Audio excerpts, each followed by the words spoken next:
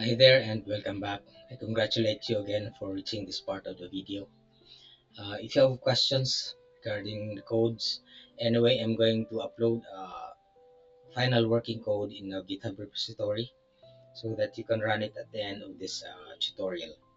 If you have questions, kindly post them in the comments below, and I will respond, no, by putting the necessary codes in the GitHub repository. I will also indicate the links in the description below. In the last meeting, we have created the constructor for creating the new registration. Sorry,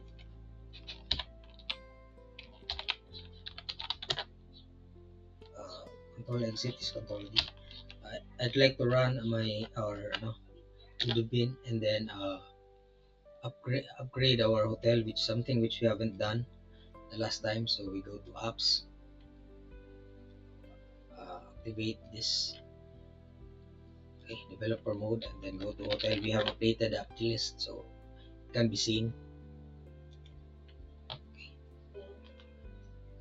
So now we have the constructor running. However, we cannot run the creation if you do not have a form view. So I'm going to make a simple form view. We are going to go to our VS Code. Okay, let's clear this and let's go to guest registration.xml. Okay, we only have the list view. Okay, let me create a simple form view first, and let's test if we can run this. If not, we'll have to create the contents of the form view. Okay, so there's the empty form view. It uses the guest registration model, and then we'll have to include it in our action. The action will suggest already. Okay, and let's run test this right away. So check the new button if it fires the correct okay, upgrade. I think this will be quick. There are technical details.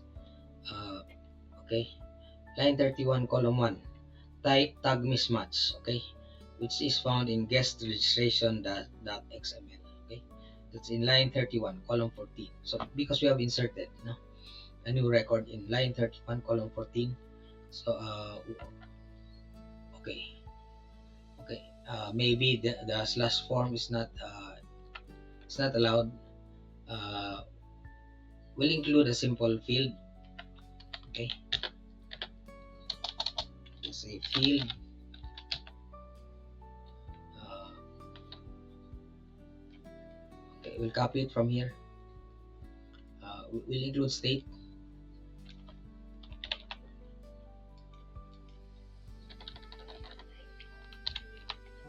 Okay,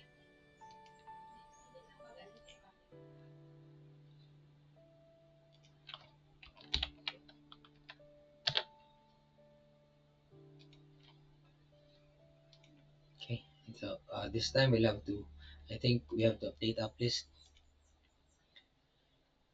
We still have the developer mode or the debugger mode on. So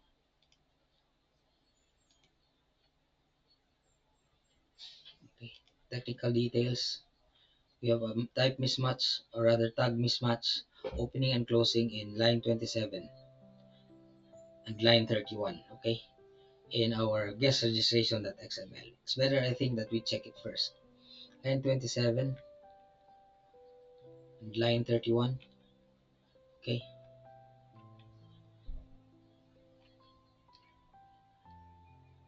okay, because there's a field, okay, without an ending tag. Let's check the corresponding ano.